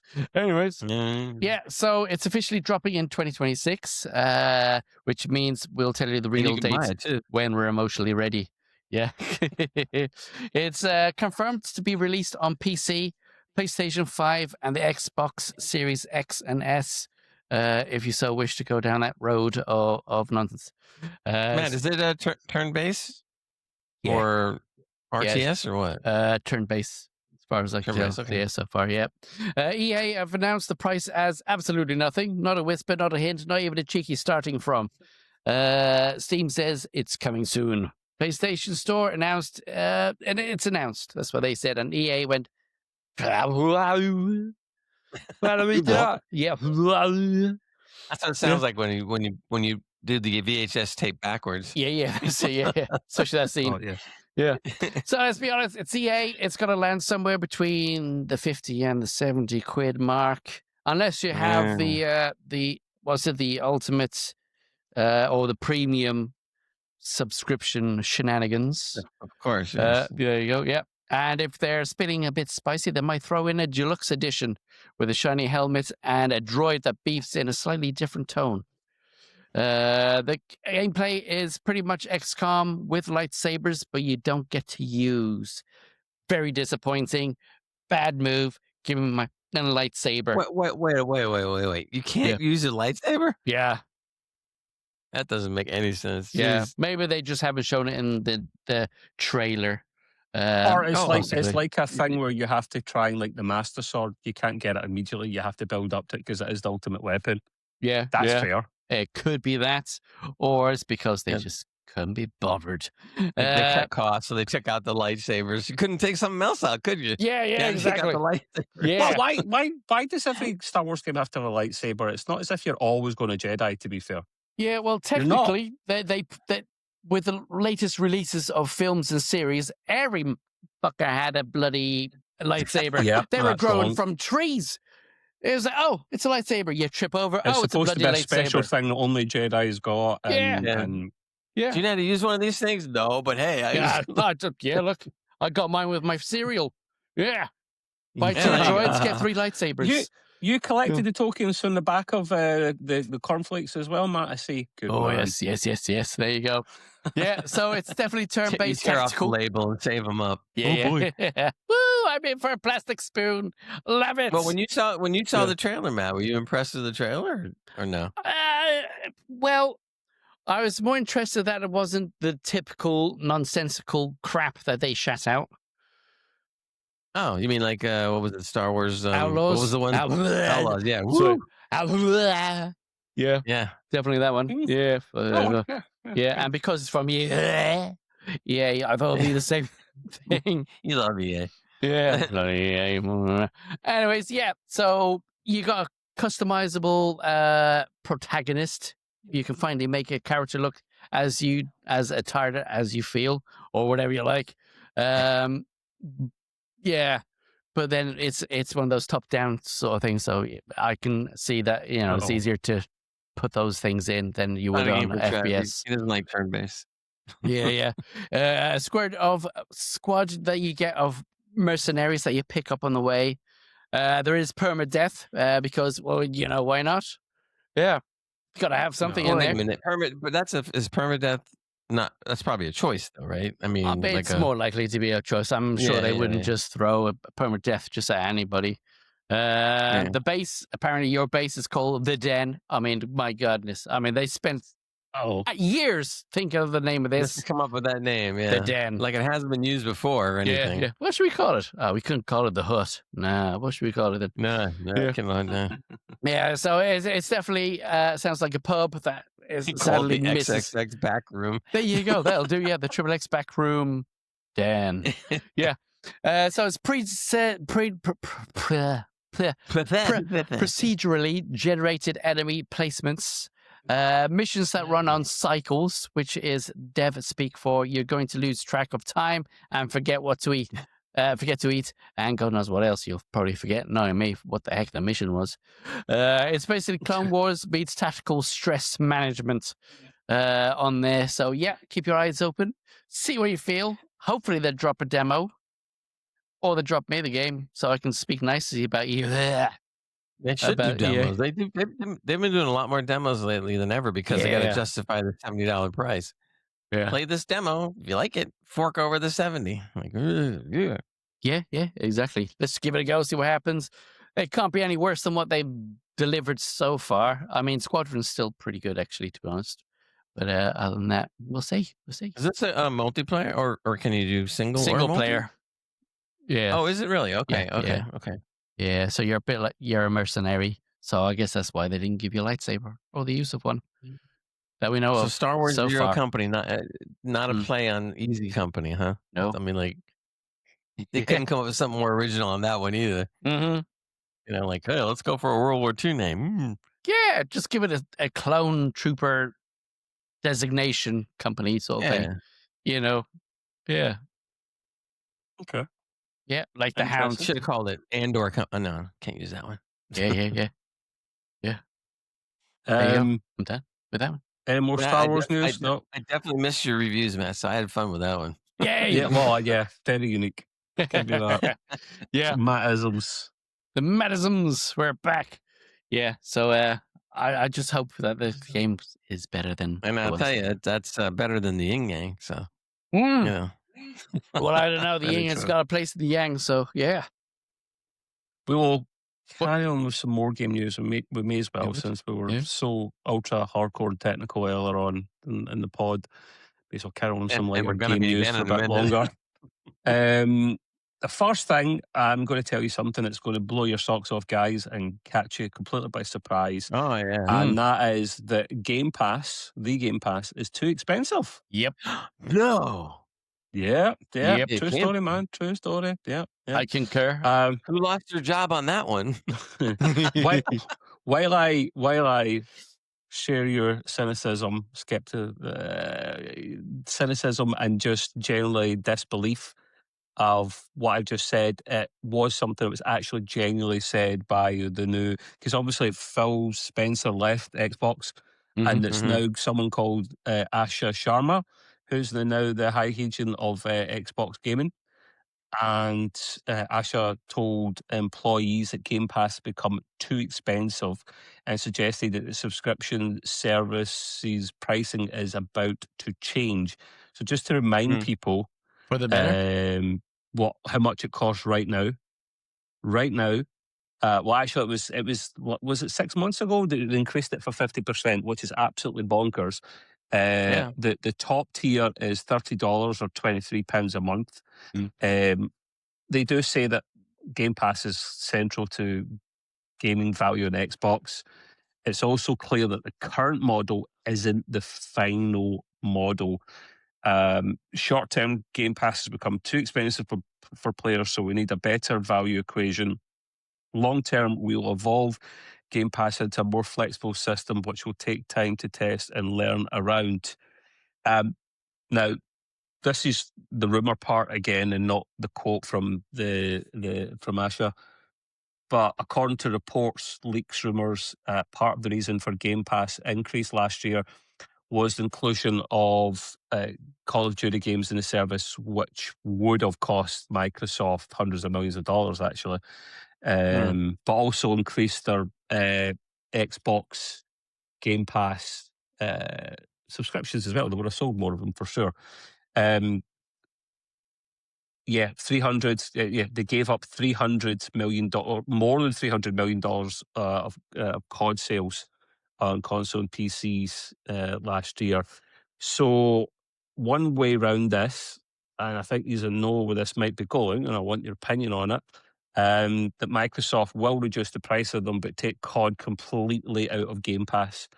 I, for one, think that's fair to make it Game Pass cheaper, because there is a lot of good value in the Xbox Game Pass or the PC version of it that we've always played in the past. Used to be. But not everyone plays COD. Like, Gray doesn't play much COD. He doesn't play COD. Matt, I don't think he played much COD either. So if they took it out, would you be okay with that? Yeah. I mean, most of the COD one they have now is absolute trash. So pretty much pretty much lost me with the COD. I've been looking, because I've not renewed my Ultimate at all, because there's just nothing at this time, that I want to play. It's all old stuff. They recycle after telling you, oh, this game's going soon. And then a year later, oh, it's back again. Hello. It's it's a bit like what's it, Mrs. Brown's Boys Christmas special, been resynced. But yeah, they pretty much, if they had proper games or a better library to go with it, then I could see it happening. But lose about Call of Duty. That's fine as well. Make it cheaper. Yeah. I'm still working off when I got the Game Pass. I had bought the year, and I had also a few months, so it ended up being cheap for me. But when I renew, which I think I got it to the end of the year. I have to check now, but I will think again maybe about renewing more carefully, just to see, depending on what they do. Also, I heard, I don't know if I was watching, I don't know if it was a video or an article I read, but they said that they may add another tier, and I want to know what you guys think about this. They were saying that this is a price they're just throwing around right now. They're saying something about $15 a month to play only the day one games, and to be able to play those day one games on day one, and to be able to play them also for whatever amount of time, a couple months or whatever. And that would be it. You wouldn't have access to any of the other games. So you would have only access to, I don't know, half a dozen or a dozen day one games over the course of X amount of months, and that's it. So I like the idea only because some people, that's all they care about. They only want to mess with the new ones. So at least it would be $15 is not that much. That's not how tiers work, Greg. You don't give the best services just purely on their own. It's everything below is for the top one, and then you work your way down. That doesn't make sense. This is supposed to be a heavy rumor that they're thinking about it. Just they're trying to come up with ideas to be able to sell a cheaper plan. I think what they're doing is they're just splitting up the plans and give you more plans with different tier pricing and stuff. There's too many plans. Although I say that, PC Game Pass remains fantastic value. I believe at the moment it's still £13, so what, like $15, $16? That is still good value. Although I hardly ever actually play any Xbox Game Pass games. And my subscription runs out in October. And see, when it runs out, I'm not in a rush to renew, because I don't play enough games to justify it. And Gray, you often get it as, stop me if I'm wrong, as a gift. At Christmas from family. See if they give you like the code or something, then you hold on to it until there's a game you want, and then you enable the pass, or you just, if they give you money for it, then that's when you pull the trigger, because renewing for the sake of renewing when there's nothing you want to play is kind of pointless. Yeah. No, yeah. I usually get a card either like a Father's Day and birthday, but the card will have like, let's say 3 months or 4 months or whatever of Game Pass, and then I just renew with that. That's better. But I'm really going to look a little harder at it though, because I just want to see if it makes any sense. The rate right now is I don't even play my backlog, and we're all guilty of this. My backlog is Steam, let alone whatever's on Yeah. Xbox. Great, So. you're as well holding on to those cards. Like they don't expire for years. Yeah, The gift right. cards, so you hold on to them until there's something you want to play or a couple of games you want to play, and then go right. I'll dive in. Or if No. they're having like a day or a month where there's a bunch of day one stuff starting across, a month Nah, or two. you said it wrong. Go back. What, day one? I mean, day one? Day one. Day one. Yeah. World premiere. Day one. I mean, no, go ahead. Day 1 plus 1. Day 1 plus 1. Yeah. It's going to be a day late for some of you guys. Day 1 plus 1. Yeah. That's it. Yeah. There's another thing about these Or maybe memberships. they'll come out and they'll go like day 1 if you're lucky. Yeah. That'd be If the you're cheapest lucky. up. Yeah. Maybe. Hey, day 1 maybe. There you go. Maybe day 1. Yeah. I take it, Gray, you're in favour of, like Matt and I, of them just removing it from Game Pass to make it cheaper in the future for us. Yeah. Oh yeah. Sure. Yeah. That makes I sense. thought you might be. That makes sense. I thought you might be. I mean, I get why they're doing it. Like, they probably should have never included it in the first place, because it's literally their top title by a country mile in terms of how much money it generates. So while while they're considering removing COD from the service in the future, Sharma, the CEO, the Haiheejin of the Xbox game department, reportedly acknowledged in her internal memo, stated that she would go deeper with employees next week. Oh, hey, that's better. Wait. Back up. She's going to do all what? of the employees at the same time? Yeah. It's only 5 of them. Jesus. I literally done air brackets there. She literally says she would go deeper with employees next week. That's what it says here. Yeah. Where were the PR guys when she was saying this? Didn't they just kind of like give her a clue and just Sharma, listen? you probably shouldn't say this. Yeah, you shouldn't really. Yeah. She's like, nah, I want to. I love everyone. Yeah. At least surprise them first. I like that. I want to. I love everyone. You just went right in on that one, Trev. Yes, exactly. I get it. The other one I'm surprised Gray didn't catch on before I did, or maybe he did. Indonesia's rating board just leaked huge spoilers for 007 First Light and other unreleased games. Apparently, everyone dies, including 007. Gray, yeah, that's it. Including 007. Actually, when I saw that story, because I hadn't heard about it, but when I saw the story in the notes that you put it there, I actually went to look at the article, but I purposely did not read the whole thing because I didn't want to know stuff that I don't want to know. I want to just play the game, and stuff. But that's terrible though. I don't know who leaked it out or why. They said something about that they had to, because the law in Indonesia says you have to do certain whatever. I mean, I don't get it. Possibly, yes. Maybe their board for their ratings and whatnot is a bit different. Yeah, it's possible. I'm just saying. I mean, if there was kind of leaks here, I wouldn't tell you what they were anyway, because I wouldn't do that to you. But you've got the special edition, don't you, with the golden gun, because you're compensating, aren't you? Is that right? Yeah. I got the highest edition, whatever it was called. Still waiting for it. It's going to come in like May 27th. I'm supposed to get. Well, actually, they may give me the code for the game, but the rest of the stuff may come like a week after. That should be ready at the same time. That should come earlier. That's disgusting. Well, it depends on shipping. I mean, it is physical stuff. I mean, there is a bunch of physical stuff that I'm getting, which is going to be cool. And I can put it back there on my display with all my other stuff. I'm building up a little thing like, well, not as big as Hans. Nobody has anything that big. But... No, you won't be Hans. No way. It's not a surprise, though. So they should have like some stock of the physical items prior to the release. I'm not going to do it, but I almost was thinking about buying I did join the founders pack of the Expanse, the Osiris Reborn game, right? So I did the Miller's pack, $80, and I'm a founder, and I'm going to be able to play the game this week. Woo! So I can't wait. Only the ones that to your review next week. Yeah, and I was reading. They said there's no NDA, and they said you can talk all you want, and you can do it. You can even stream. And I'm like, oh, cool. So anybody that has the Miller's pack or the expensive collector's pack will be part of the beta. And then 2 days after the beta starts on the 22nd, 23rd, they're going to have a Twitch stream, and then they're going to give away some, I think, some keys for the beta to people mess with. So that'd be kind of Time neat. to do a sickie. I'm just Sorry. I'm praying the game's as good as I see, because if it is, that's going to be a lot of fun. Matt is retired. He doesn't need to do a sickie. No, He's I do retired. though. Oh, okay. Well, Not that I do that. I put I wouldn't do that.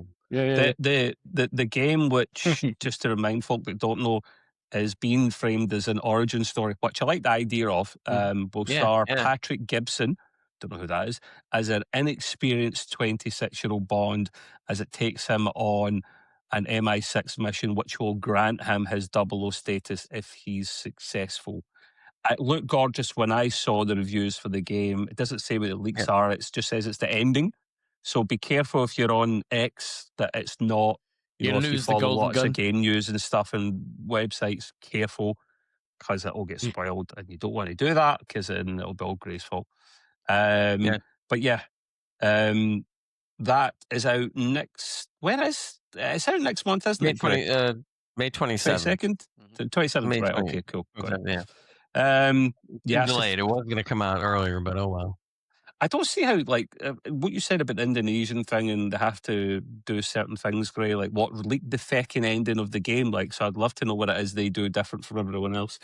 Oh, did you guys see on YouTube, they had the opening sequence to the game, the full opening sequence. Yeah. And I don't know if you saw it, but the one thing I'll give credit to them is that they're making it so realistic to Bond, especially the older Bonds with Connery and stuff. So the whole beginning is almost like a movie. I mean, they make it like a movie, like the movies that we always went to. Like Hell, what's that one? Hell, no, that one that looked like a Hell something tooth. What was it? The one that looked like a video game, a video rather than a game. No, but the opening, you have to go watch it. I mean, if you're a Bond fan, you'll absolutely go nuts over this because it looks so good. Does it and look they less actually hired they hired a girl to do the song, and it was just like when you go to the theater and you used to see the girl or whomever singing the song, and then you see them dancing in like in a black silhouette kind of thing. They did all that in the opening game. And it even said Bond will, be back, or Bond is whatever. I mean, it was very, very well done. Production value looks top dollar. It does look really good. I mean, if it's got, I just pray it's as good as I'm looking at it because it looks really nice. Well, it's hard to do a game like that, Gray, because it's got a bit of everything in it. It's got the shoot 'em up element of it. It's got a bit of the Splinter Cell, Metal Gear Solid element of it. It's got a bit of the Forza Horizon to it because of the racing. It's got several genres. Those games are really hard to pull off and actually make them a decent length of game and not repetitive. It's a challenge. But if it was only 15, 16 hours and it wasn't repetitive and they were brilliant 15, 16 hours of gameplay, I'd be okay with that. I would be too. Fantastic. One of the things that they did do in the game, which I thought was brilliant, was that they showed a scene too, not in this one, but before. You can go about a mission in different ways. So like there was one where they just showed the beginning part of this mission. First, they came in and they did total stealth, pretty much. And then they went in with a guns blazing kind of one where, and stuff. And you can accomplish mission either way. But it was really nice that you got the choice. So if you want to do which really brings you to the point where once you do your gameplay through, you might want to go back and try completely the other way, and stuff. So that's nice. You can have the choice. I like the sound of that. I do like the sound of that, to be fair. So yeah, that'll benefit. I mean, I'll probably get the game when I can get it for a good price, like unloaded or something. I think that would be a shout because it does look fantastic. I do like James Bond, although I'm not a diehard like Gray is, to be fair. What? But it's UK. You should be a big fan. What are you talking? Come on. No, that's just stereotypical. That's racist. I'm all joking. No, my favorite. I told you we discussed this the other week. My favorite Bond isn't even Sean Connery. It's Pierce Brosnan, probably is. No, it's Roger Moore. Oh, Roger Moore. I thought he was brilliant. Yeah, and I loved Pierce Brosnan as well. Sean Connery's probably like second or third for me, to be Oh, honest. I like Pierce a lot, and I also liked Timothy Dalton, you'd say that, yeah. Which you're the only person in the world, I think, that liked him, but hey ho. Even though he was a feckin' Aussie, was he not? Yeah. So what's that all about? Didn't sound like it. Kiwi. No, I think originally might be. Oh, he changed his accent. They put on accents, you know. Jeez. The thing I didn't like about Moore though is they let Moore do the character for way too long, because the last two movies he looked old. Yeah. Possibly. It was just they should have stopped at a certain point. He's the longest Bond ever, isn't he, Moore, in terms of how many movies he's done? I think so. Yeah. I thought the best Bond movie that he did was the Live and Let Die. Oh yeah, of the bunch, which happened to be the first one he did, I believe. There's not many bad Bond movies, to be fair. There's not many of them. Anyway, who's that one that was the crappiest, the worst Bond? What was his name? Oh, that was From a View to a Kill. From a View to a Kill was considered the worst of the run. Was that with what's his name? That was Moore. Oh, so was it? It was the worst Bond actor. Everyone says Timothy Dalton for the most part. It's not he's the least hated. He's just the least favourite, I think. Yeah. Well, did you guys see the one movie that Lazenby did? George Lazenby, Under Majesty's Secret Service? I forgot about him. Lazenby was actually very good. He was an idiot because at the end of that movie, he says, "Oh, I don't want to be typecast as Bond, so I'm done." Like, dummy. Who told you that? Who gave you that advice, you idiot?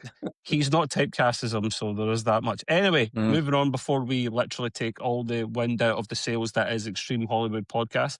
The last thing I've got on my agenda is another award-winning thing that was on recently, and that's the BAFTAs. That's the British Game Awards. There's Game Awards with TV, Film Awards, but this is the Game Awards for BAFTA.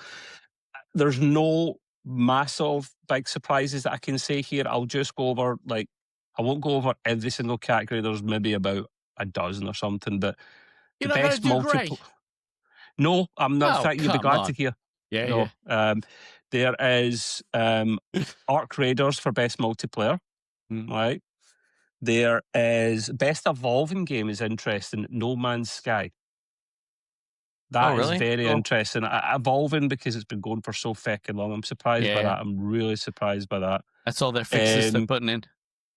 They have a category just for best British game. I mean, it makes sense. Which was Atomfall, which I haven't played, but that did look really good. I haven't either. It does look. I played that bit. That was on Xbox Pass. Is it? Is it still on Game Pass? Somebody check me. Somebody check for me.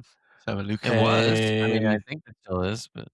Best technical achievement, Ghost of Yotai, which is a decent shout. It does look lovely, to be honest with you. Best music, also Ghost of Yotai, which is interesting. Best narrative, Kingdom Come Deliverance 2. Yeah, still included. Oh, South of Midnight actually won something. Wow, new intellectual property. Wow, I'm surprised by that. Best debut game, Claire Obscura Expedition 33. Not surprised at all. And the best game, again, Claire Obscure Expedition 33.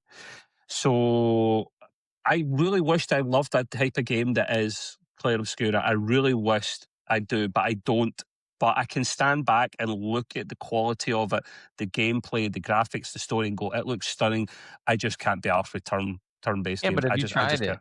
I have. I still don't like it, mate.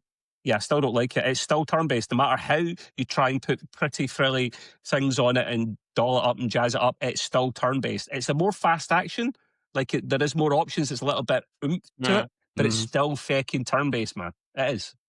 I don't like turn-based myself. Yeah. To each their own. It's a very popular genre. I like it. I mean, game. The reason I like it in this game was because their turn-based style was not like the typical turn-based, so that's why I kind of liked it. It was a little different. I can put up with RTS games, real-time strategy games. I could put up with that, like your Command and Conquers of the world. I can do that, but when you have to wait for someone to take their turn, whether it's online or whether it's against the computer or whatever, I don't. It takes the essence out of it. It just ruins the game. Kills it, yeah. And hey, that's not to say that I'm all about doom and I'm not. I'm not saying I'm in the other side of the extreme either. I'm just saying you want that feeling of the game. Turn. Yeah.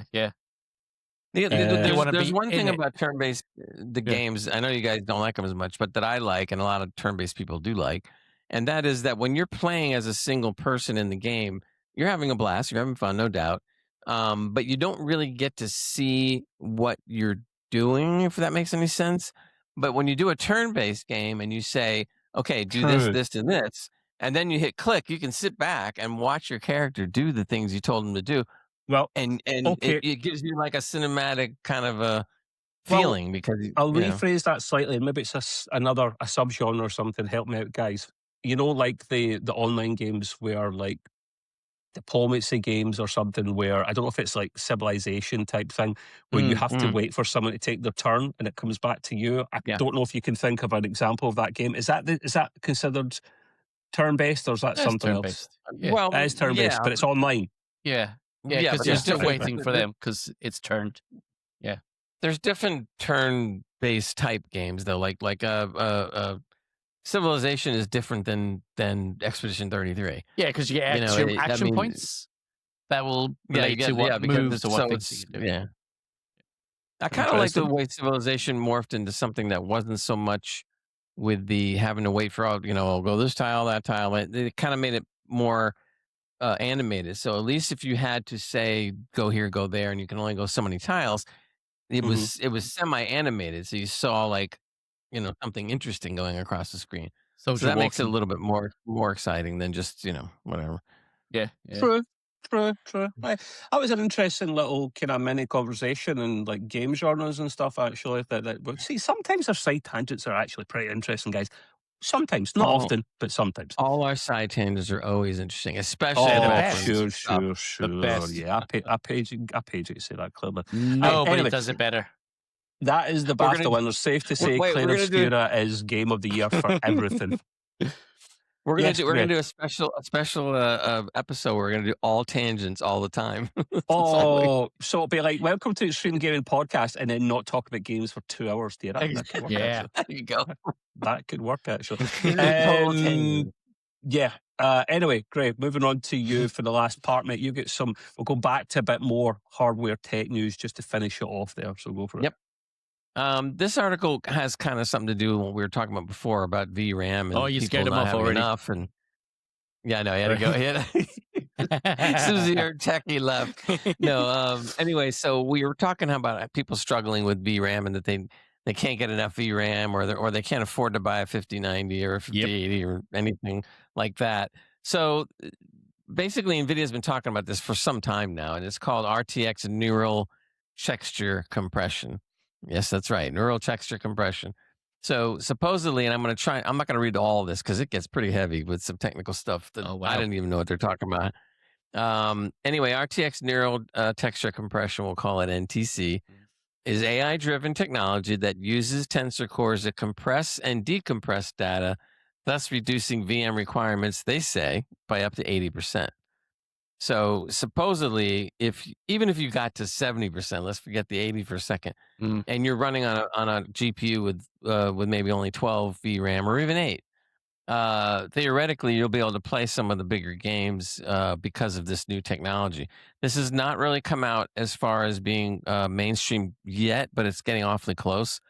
It's all part of a new paradigm for real-time graphics called neural shading, which makes part of the graphics pipeline trainable. So in other words, you can teach the AI to do what it's supposed to do and where to compress and where to decompress. So apparently, from what I'm understanding, is that a lot of this stuff is machine learned, and it kind of does things on the fly. So it's compressing and decompressing. You're not even noticing it happening, but it's able to fluctuate to control how much VRAM you need at any given time, I guess. It said each texel, that's a new term apparently, is decompressed when needed. Like I said, NTC is deterministic and it's not generative. So it really does move and decide what it should be doing while you're playing the game. It offers the greatest reduction in VRAM consumption, but here comes the biggie now. But it may also be impractical for some GPUs due to its performance costs. So they're already telling you that it's going to reduce your VRAM, but at the cost of possibly other things happening. But that's to be expected until they perfect it. So I'm really hoping they do. They ran it through some tests. I'm not going to get into the whole thing because it really gets into the nitty gritty of stuff. But anyway, they did do some testing. They were kind of impressed. They said that there was certain things that they did that are certain games and stuff that they use that it didn't work as well, and it introduced a lot of noise. And they showed some pictures, and it doesn't look too great. So they got to work on some of that. Other things they showed, though, did look very good, and I'm impressed with the technology. The test system that they used was a Ryzen 7 9800X 3D, 64 gigs of RAM, 6200 megahertz CL30, a Crucial T700 Gen 5 SSD, and a ROG Strix B850F gaming Wi-Fi motherboard, and a Corsair Nautilus cooler. So decent rig, but not overly, whatever expensive, but it's good. Yeah. And they were impressed with a lot of things about it, and I think it's going to be interesting as time goes on. What's going to happen, because if it does what they say it does, and it seems to be doing it in some instances, then people that can't afford a 59, or a 58 or 59, they can at least use an 8 gig card and maybe do a little better than normal. So I hope so. That would be nice for people that can't afford, because I mean, a lot of them aren't going to be able to afford these kind of cards. Geez, for years maybe. Yeah. So it would be nice to give them something that they could benefit by. But that's basically, I love stuff like that. I'm sad and I'm a geek. I love stuff that I don't know. I know not everyone does, but I love like new technologies like that, because hey, Yeah. it's the problem with RAM at the moment is real, and if there's ways to make it lessened over time, then yeah, I'm all for that. Yeah. Well, and for a it's change, talking. Yeah. for a change, it's a technology that really would help people, as Mhm. opposed to some stupid thing that no one really cares about. Um, the next piece I have, I thought was just interesting from a tech standpoint. Copperlink is a company. Now they spell it COPPRLANK, but it says Copperlink destroys every eGPU standard in a new test. They claim that this is an external. If anybody didn't know, it's an external GPU, not inside of your computer, but outside of it. Wait a minute, Greg. They Is this said that- coming from the American talking about spelling things wrong? Are you taking the piss out of copper no, being spelled wrong? Are you having a laugh? it's called your marketing name, where you come up with these cornball things. But Sorry, mate, anyway, I wanted to go fishing. Carry no, on. I know what you said. I heard you. Anyway, they claim that it's near native level performance with an RTX 5090 that they set up. So it's basically outboard, but able to do what a 5090 inboard would do. Basically, it says here, Copperlink is made by PCI SIG. Yeah, whatever. Mhm. New test conducted by PC World shows Copperlink eGPU setup achieving essentially the same performance as an RTX 5090 GPU connected directly to the motherboard. Such a feat has been impossible until now. Copperlink can enable a full-fat PCIe 5.0 by 16 connection that carries 32 GTS per lane, allowing for 64 megabytes of bandwidth that most of the other eGPUs can only do about 16. So it's quite a bit more, obviously. Here comes the little clincher, though. It's the setup that you have to do. You have to buy a card that is installed in your computer, and the other end of the card that sticks out the back is a unique connector. So that connector then connects to the external, and then you can run everything. So just to get the cable, that particular card is going to be $1,000 right there. Oh, So Jesus. essentially, after you get I'll take two, you get please. Yeah. exactly. So when you get the hardware that's needed to be able to run the eGPU just good, as well as one that was inside your machine, it's going to Mhm. cost you, probably including the eGPU, it's going to cost about 5,000.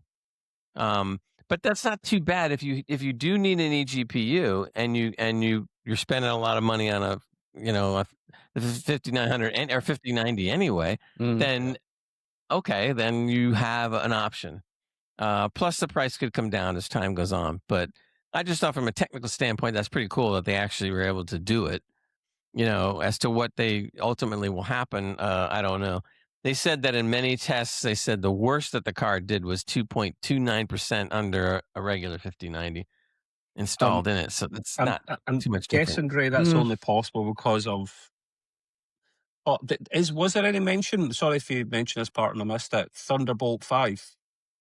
Yeah, it's not Thunderbolt or anything. So it's their own proprietary thing, right? Because Yeah, it's a Thunderbolt 5 can handle full uncompressed graphics at that level. Yeah, I think if they could have done it with one, they would have, but they couldn't, so they came out with their own cable and their own card. But still, just accomplishing it is pretty cool. So, but why would it's obviously well, it's aimed more at corporate right now and stuff. True. It's not but like anything else, it'll trickle down. So people that maybe would need an eGPU or might be beneficial to them. Micro eventually. thing, maybe. Yeah. Maybe. The last year I had, I had to it was just pretty cool, and I had to listen to the title of this article. It said the $5,000 RTX 5090 Lightning Z gets killed in extreme overclocking attempt. Thermal shock cracks a GPU core. Oh, ouch! I'm going like, what? MSI's 2500 watt XOC BIOS pushed too high a voltage to the core. And I'm like, whoa. Wow. But Houston have a problem. In the process, they ended up getting a world record anyway. So basically, what happened was we have the RTX 5090 Lightning ZP, which is really ridiculous, 5090. Get it? 5090, 5090. Yeah. I didn't say it. They're the Go back ones to sleep. Anyway, it's aimed at extreme overclockers. So this guy, YouTuber Alva Jonathan, who apparently is very famous for overclocking stuff, the company literally gave him some of the equipment needed. So he said that he accepted the challenge. He pushed the card to its absolute limits and apparently passed those absolute limits since the thermal shock cracked the GPU, or the core. Let's see, the 5090 Lightning Z is so special it broke world records before even launching officially. The GPU features dual 12-volt 2x6 connectors, not one, and they're not small. Wow. Yeah, two of them, with a maximum power limit of 1,000 watts, 600 watts per connector. Made possible. Well, I don't want to get into some of those. It gets too bad, much. But they also have an 8-inch screen so that you can see all the telemetry data on it. I guess you would have to if you're going to really do what you want to do. That's so mental. It says here, Jonathan started with a modest overclock, pushing the card to 3.25 gigahertz at 1.05 volt, where it was already consuming over 700 watts.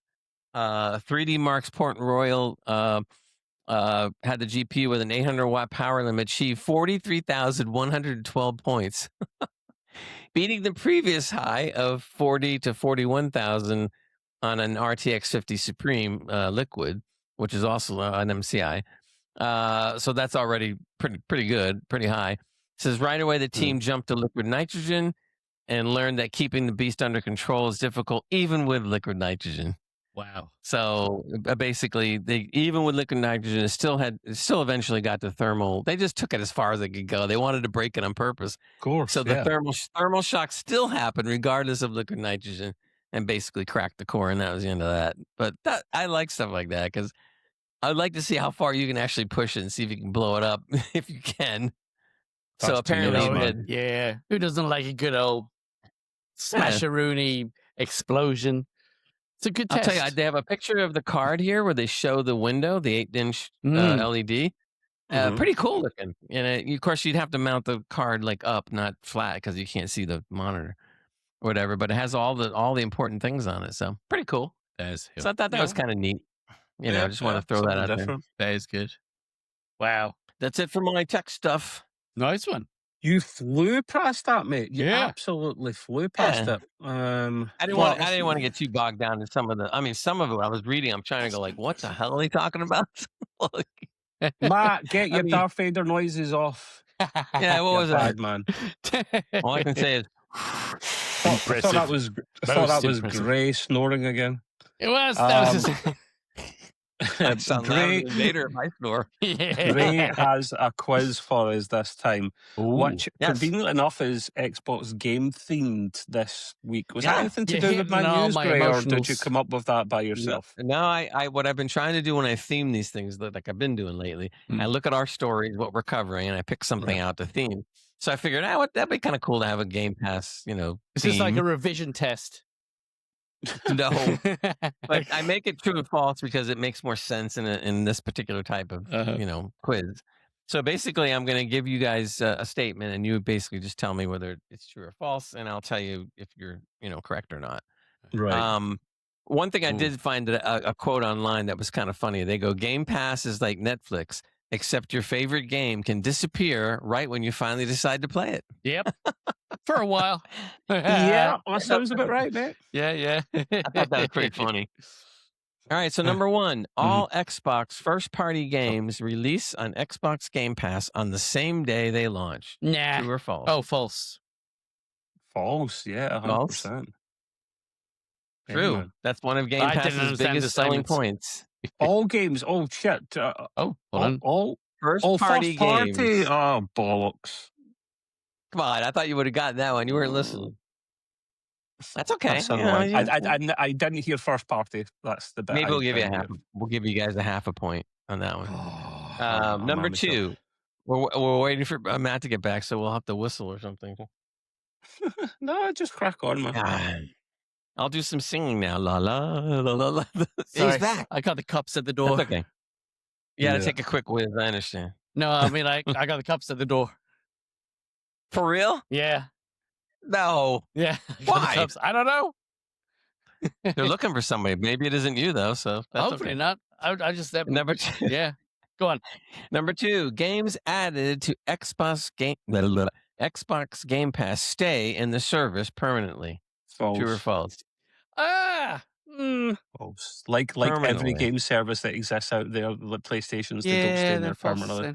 And he didn't say first party titles. He just said Game Pass games in general. Once it's added, it never leaves. Basically, is what the true or false. Because they kind of bring them back after a while. Yeah. No, it doesn't count though, because that still meant it left. Just recycling. Yeah, you recycled. Yeah. Well, false is the answer, so you're both right on that one. That's one. High five. Number three. Yeah. Xbox Game Pass Ultimate includes access to cloud gaming, streaming games without downloading them, if you didn't know. Is that true or false? True. No, true? false. What do you think? Only not. Oh. False? Yeah, because you have to have an Xbox to actually get any of the cloud gaming. Okay. False or untrue for me.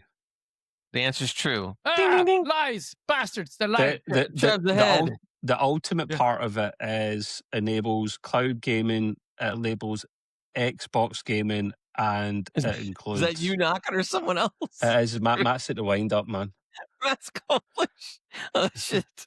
He generally might have the place at his door. He does live in London and he's Irish, so I mean, it's very possible they are actually after him. You're hearing this live, everybody, or recorded live. You are, and no other podcast does it quite like us. Last one, Gray. Carry on, crack on. I want to see if I can get this. All right. Number 4.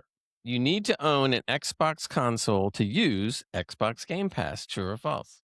False. It is available. Anything's an Xbox, Gray. Don't you know the campaigning and the slogans? You're asking me? This is the question. And anyway, it is false. Yeah, because you can play it on PC and you can cloud game. So yeah, I've tried the cloud gaming. Listen, it's got its use. It's a very niche use, but it's got its use. It's not for me. Like once my Ultimate runs out, because I get for it such a good deal, I'll just get the PC Game Pass from time to time. I would get it for a month and then complete a couple of games that I wanted to get my money's worth, and then just cancel it. In fact, I had Fallout 76 on Steam and Xbox Game Pass, and I started it in Steam ages ago, and then I moved on to Xbox Game Pass when I was playing it with you guys like a year ago or something, and I got further in it, but I was like, listen, I probably won't renew it in October, so I'll actually just remove that Fallout 76 Game Pass edition and reinstall the Steam edition. So that's what I'm going to do. I'm going to ask you a question because you might know better than I do. If you already paid or whatever for your however many months you have the Game Pass, can you suspend it and then re-engage? No, you can't suspend it. You would just stop. You just cancel it and then re-enable it when you want it again, Gray. All right, but if you're in the middle of a plan and you cancel, what does that mean? The rest of your plan dies? Yes. Oh, that sucks. Well, don't cancel the plan then. No, I didn't cancel the plan, but I was thinking that, if I have 5 months left, but everything sucks, I'll cancel it now. Wait till day one start coming out, Yeah, and then do that. reinstitute Do it. that. Do that. You can't though, if you already paid the whole dealy-hoo. No, if That's you what I'm trying to cancel figure the out. plan and want to go back to it in a couple of months' time, you can do. It just means you can't If- play it in the meantime or access saved games.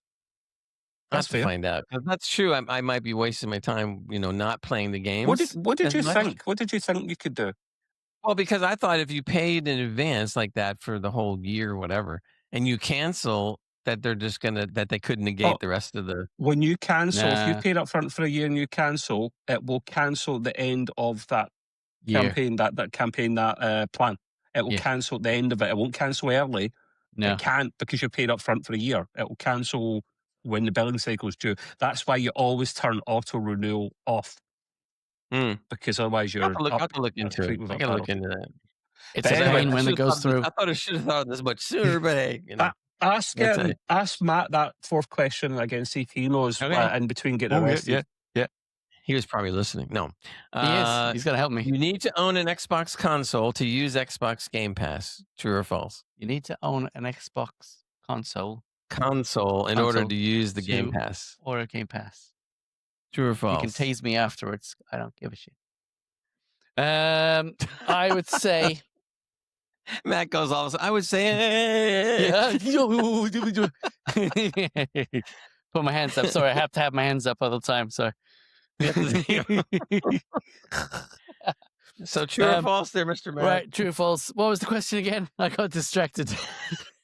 You need to own an Xbox console to use Xbox Game Pass. Is that true or false? No, because I haven't got one. Okay, very good. Well done. So Trev wins the overall contest by 1 point. Yeah, you suck balls. There you go. Only the blue ones. The quiz is done for this week. It's done. Until next time. Maybe we'll have Mr. Matt back. We'll have all four back on. It just depends, Yeah. Life gets in the way of people. It's difficult. My scenery might be know the different. jam. Your CPU? No, my scenery. Oh, I think it's Behind your bars. CPU. I was going to go, it's your GPU you need to worry about, pal. Yeah. Right, What kind of thank you all. scenery are we talking about here? Wait a minute. The 69 computers in the background. Yeah, it's advertising dramatically. I thought it was some other kind of scenery. No. Right, we're going to call it there, guys. Thank you, everyone, as always. We will be back next week for 329. Until then, say goodbye to the peoples for me, Gray, and Matt. Goodbye to the peoples for being Gray, Matt. Goodbye. Bye. As a bye. What? Bye-bye.